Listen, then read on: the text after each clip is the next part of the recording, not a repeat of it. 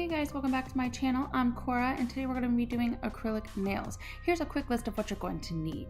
Some nail extensions, acrylic powders, brushes, clippers, polish remover and cuticle remover, nail glue, nail dehydrator and primer, a liquid acrylic, design tape if wanted, nail files and buffers. You'll need a workspace and you'll probably want some sort of a paper towel or a disposable cloth of some sort that you can work on and that you can put your acrylic onto to clear your brush. The most important step is prep, so don't skip this step. You're going to want to remove all of the paint and debris. You're going to want to file down your nails and shape them and get them ready, and you're going to want to buff the surface to allow for more of a adhesive stick for the acrylic to go onto. So all of this is super important. It prolongs the life of the nail and it keeps from the lifting of it so that you're not lifting up and getting water underneath so you don't get a fungus or anything gross underneath there. So it's super important, guys. Don't skip. I like to use this cuticle oil that I got at Sally's. It's really quick and easy. You just put it around the cuticle of your nail and you rub it in. You wait about a minute and then you can go and just kind of scrape off the dead skin around it. It's like a miracle worker. I take the end of my brush that I like to use to apply my acrylic. Actually, it has a nice little cuticle push on the back. So once I'm done with that, it's time to apply the extensions. So the first thing I'm going to do is size the extensions here. So I'm going to pick one out that fits the round part of my nail bed, and you want to make sure you notice that the groove here, you see how it fits on it at an angle, it goes around the arch. You don't put it on straight, you put it on with the groove of the nail. So that's super important when it comes to actually gluing these down. So now let's get started. First, you're going to want to put a dehydrator and then a primer. Mine, I kind of just do a dehydrator for this one because I've noticed when I do the primer, it kind of gives a little bit more lifting for this particular brand. I'm not sure why. So for this particular one, I just use a dehydrator. So I'm going to go ahead and I'm going to put some nail glue in here and I'm going to press down firmly for a couple of seconds until the glue sticks the nail down to, or the extension down to the nail. Then you want to push and put pressure on the edge and the sides to make sure that those are held down as well so that you don't get any lifting. Do this to all the nails and then it's time to clip them to your desired size and or shape.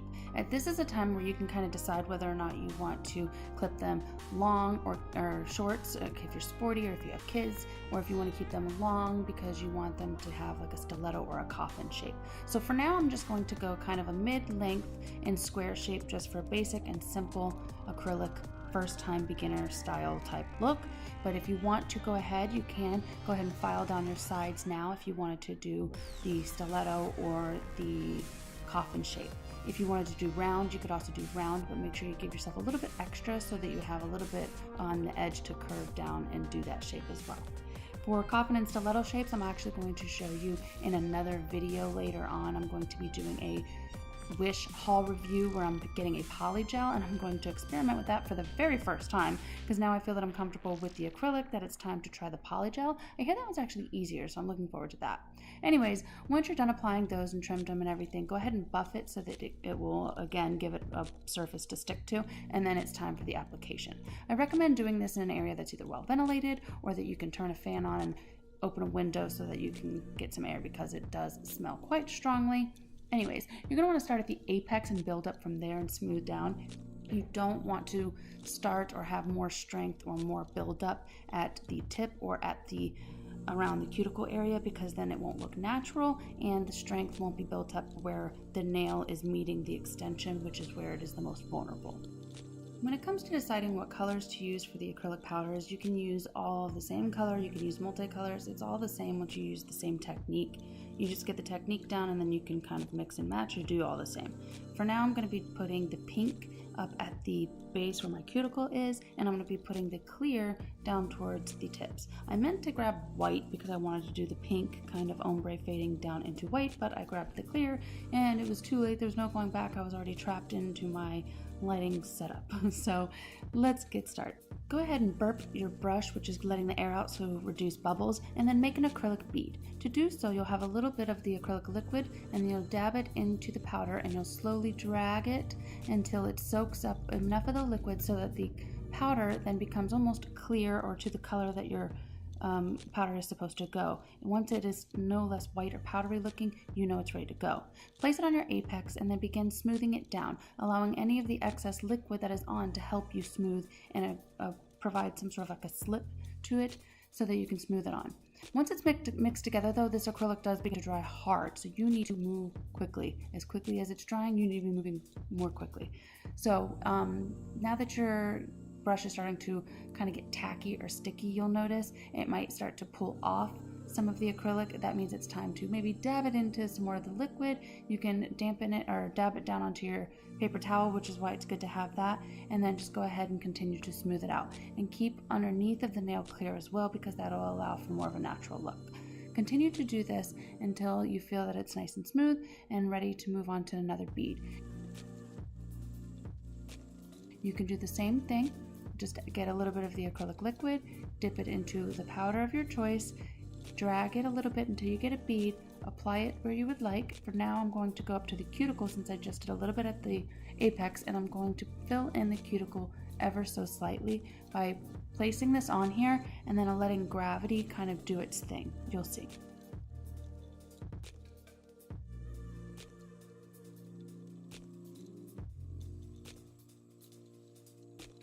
As you just saw, as soon as I placed the bead on, I turned my nail so that gravity would allow the bead to kind of work its way down, and then I'm rotating my nail so that the bead or the acrylic is just staying kind of level with the nail. That way I'm getting a more smooth and level surface, okay? Because that will give you the more natural result and a longer lasting nail with the stronger apex, and then when it grows out, it will give you an easier base to go start back and fill in. Okay, so you want to continue to build up by adding a little bit more onto the tip, or you're putting most of the weight though, starting at the apex and then giving it a little gradual slope down, just like you did towards the cuticle, doing it down towards the tip, where again, most of the weight is directed towards the center or above the apex, giving it a more natural look going with the curve of the nail. Continue to build the nail until you feel like it is smooth and looks how you feel comfortable with.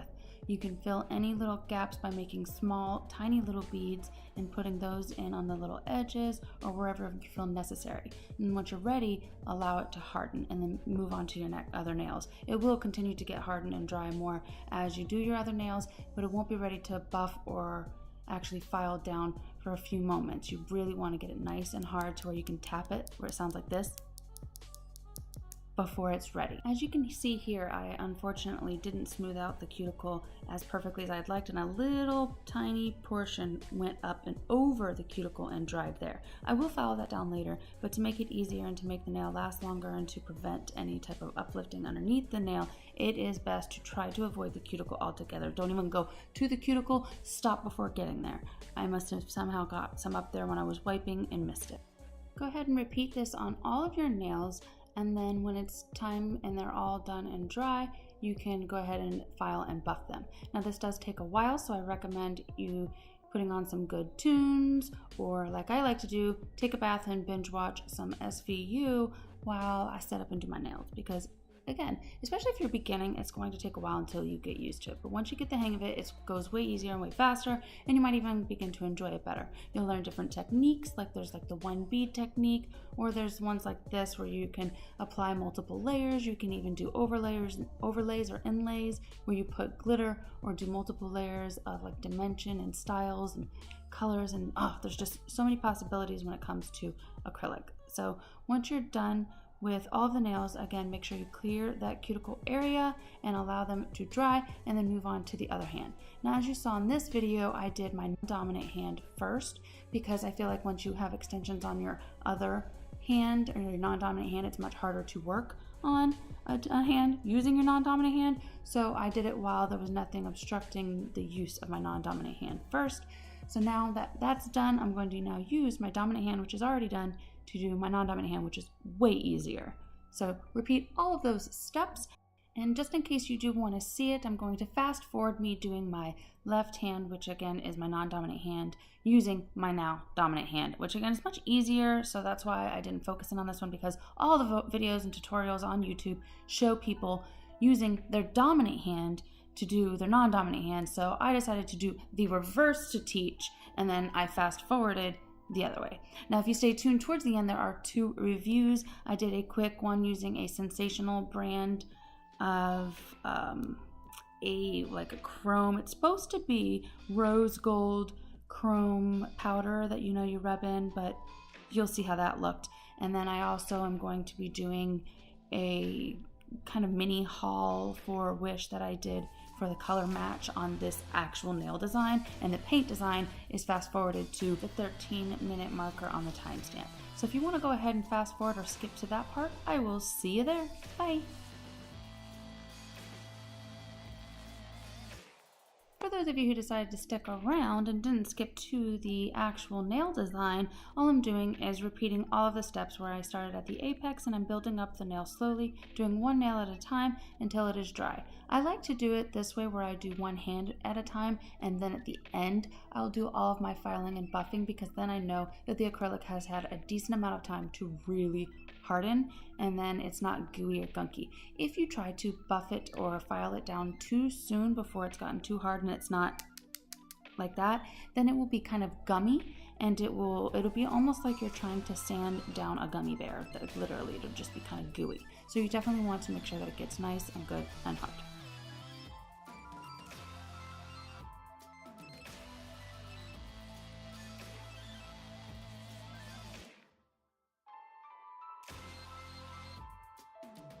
Short little tidbit here is when you're doing your acrylic part, if you pay more attention to the actual laying of the acrylic and the smoothing of this portion, it will save you a lot of time and energy when it comes to filing and buffing and shaping the nail afterward. So what I tend to do is spend more of my time in the prep getting the nail to the shape that I like, and then when I'm laying on the acrylic, I focus on that part for the smoothing and building up of the nail and the shape of the portion that you'll be seeing on the surface. So that way when it comes to this part, the filing and the buffing on the top, it's minimal. It's literally just finishing and smoothing up any portion where the acrylic maybe just was misshapen. That's it. You file to shape and smooth the edges, and you buff to shape and smooth the surface. And then once that's done, you're ready to go, and you can pick the polish and do your nail designs, which again, that begins at the 13-minute mark. So I'll see you there in a minute.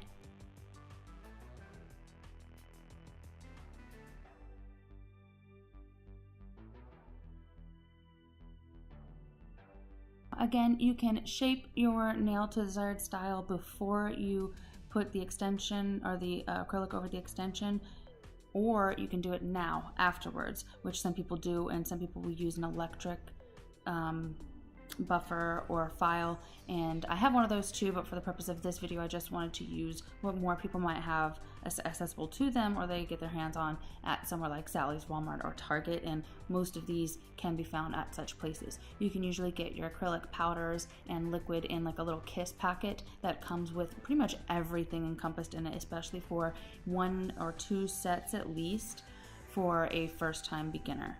Now that the nails are finished, it is time for the design. Now, what I'm going to do is first apply a coat of this Leaf Me Be. It is by, I believe, the Sally Hansen color line in the gelish type of a nail style one. Now, you don't need a lamp to dry these particular polishes. However, a lamp will dry them faster. I love this line. It is amazing. It has the gel high shine top coat and a matte top coat, and then I am also going to be using the sensational no wipe top coat that goes with the lamp that I'm using.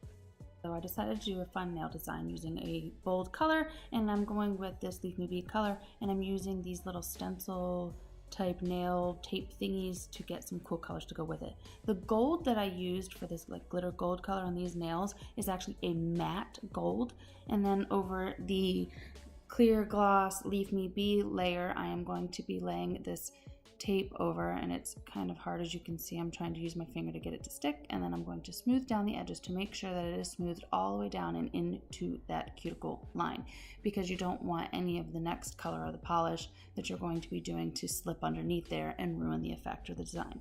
So I'm going to go ahead and dab on some of that matte gold there again, and then I'm going to take my matte top coat in the Sally Hansen brand here, and I'm going to put it on the tip.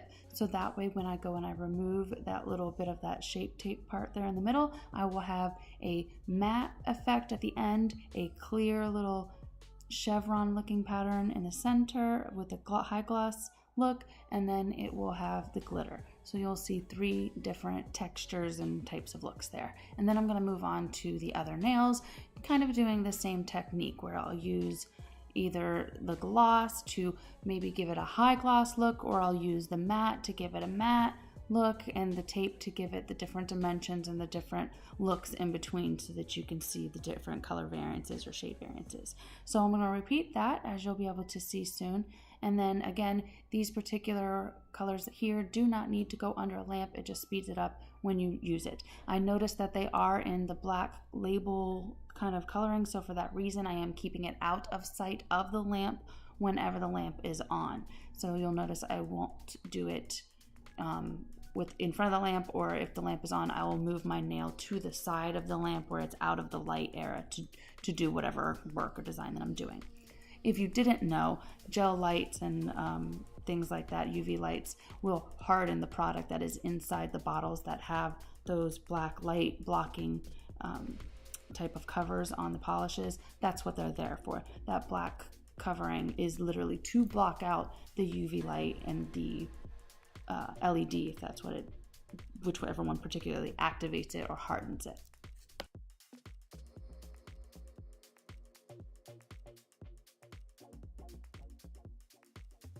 Well guys, I love how this nail design turned out. I'm going to be doing my other hand, but I'm also going to be doing a little bit of a review on my haul little kit that I got from Wish. So I'm going to save that for another video, but here's how it turned out using the comparison type of the polishes, except for the green and the matte. I am using the same green and the same matte. It's the gold and the high gloss that I'm using from the other kit, and using a different lamp that came with that. So stay tuned at the end for a couple of quick little reviews and a sneak peek of that particular little mini haul tutorial review, whatever.